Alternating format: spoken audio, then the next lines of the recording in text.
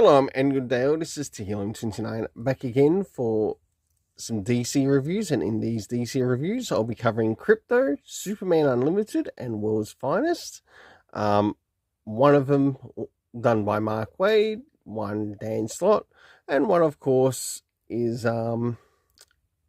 North, someone who I'm not really familiar with their writing, but getting used to their writing within the Krypto run. I'll now get things ready and organized for the first one that I'll be reviewing. So, moving into first things first, does this cover in any way, shape or form connect to something that is happening inside with the story? Sure enough it does, to which I give it a 7.5 out of 10. Next is the area of the internal art, as we have a look around the beginning, middle and of course the end, and also what's happening story-wise with the characters.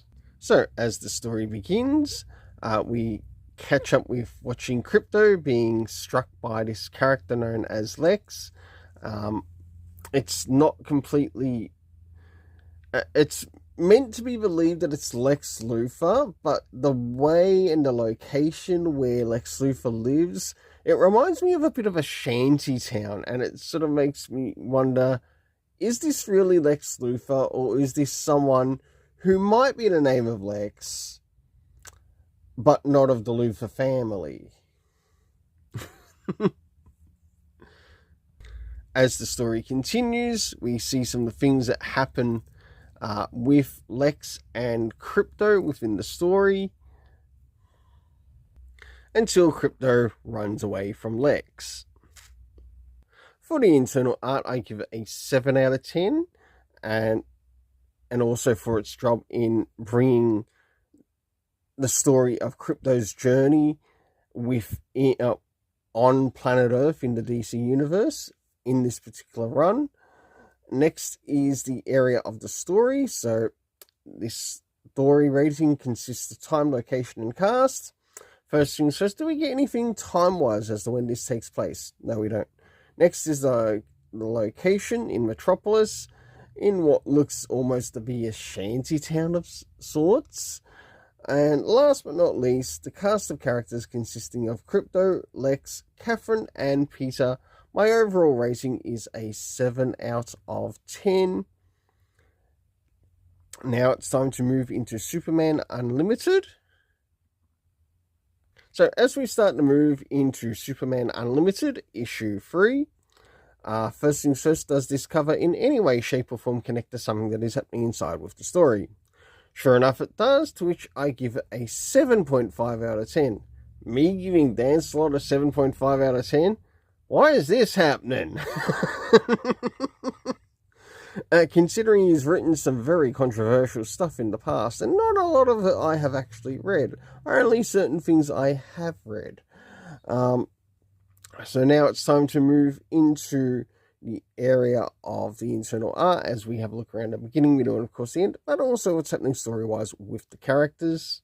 So as the story begins, we get a bit of a flashback, of course, to many years ago, to which we basically learn about the day to which Clark Kent basically discovered Krypto,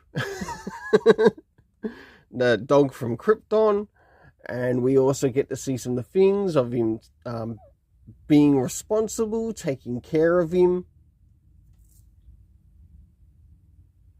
As the story continues, we return to Smallville and we get to catch up with John Samuel Kent. Well, believed to be John Samuel Kent at this point of time, in this particular flashback of sorts.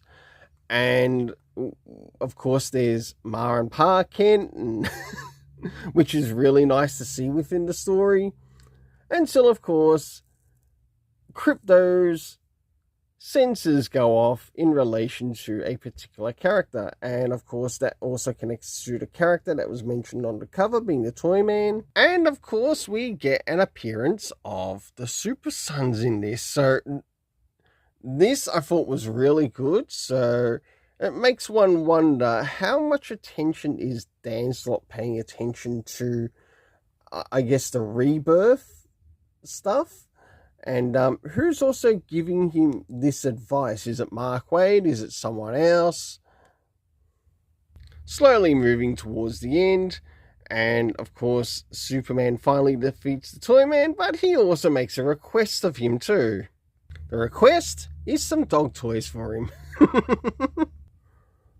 So for the internal art, I gave it a 7.5. It was actually quite a very, exciting story as to how it was brought across.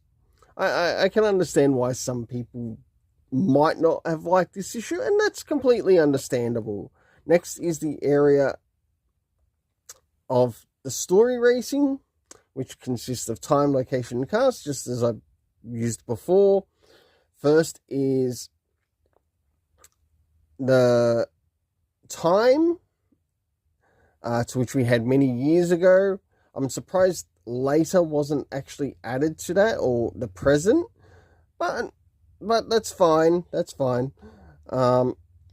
Even though it would have been nice to sort of like get the reader, or in a way show how, okay, this is what happened in the past. Here we are now in the present in the story. And it's with Clark Kent, Lois Lane, and John Samuel Kent, Superboy. And then to where things show up later in the story. Next is the location. Of course, we get to see the Kent farm, Metropolis. We got to see Gorilla City as well as Smallville. And last but not least, the Fortress of Solitude, which was really nice to see all these things that do connect to Superman. Last but not least, we have Clark Kent Superman, Krypto, John Samuel Kent Superboy, and the Toyman, and we also got to see Damian Wayne Robin in there, which was really good. And it's nice to see the Super Sons appear in little things like this from time to time. But I would prefer that their run continue, and maybe even run alongside the Sinister Sons. Next is the cast of characters, to which, the overall story rating is a 7.5 out of 10. Now it's time to move into World's Finest, issue 41. So, as we jump into World's Finest, issue 41, does this cover in any way, shape, or form connect to something that is happening inside with the story? In some essence it does, to which I give it a 6.5 out of 10. Now it's time to move in relation to the area of the internal art, as we have a look around the beginning, middle, and of course the end. So as the story begins, we catch up with the character of Dick Grayson, who has found himself in the world of the Bizarro world. And of course, he's meeting a lot of Bizarros in this particular world of all shapes and forms.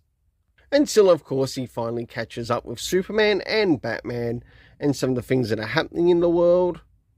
And last but not least, during towards the end, which they will be heading towards Bizarro's version of the Batcave.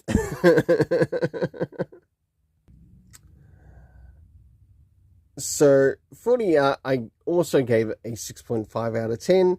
Next is the area of the story. So, first things first, considering how far we are story-wise, did we get any comic book references to any of the previous issues that might be important, or even something that might have been brought up in a previous issue that might connect to this particular story? No, we didn't. Next is the area of time. Nothing again with time. Last but not least, the next two things are the location and the cast of characters. Of course, we know that this takes place in the location of the Bizarro world, as well as their version of the Bizarro Batcave and Fortress of Solitude. Or leaving us with, last but not least, the cast of characters, consisting of Dick Grayson, Robin, of course, all of the characters that make up Bizarro, as well as Bruce Wayne Batman and Clark Kent Superman.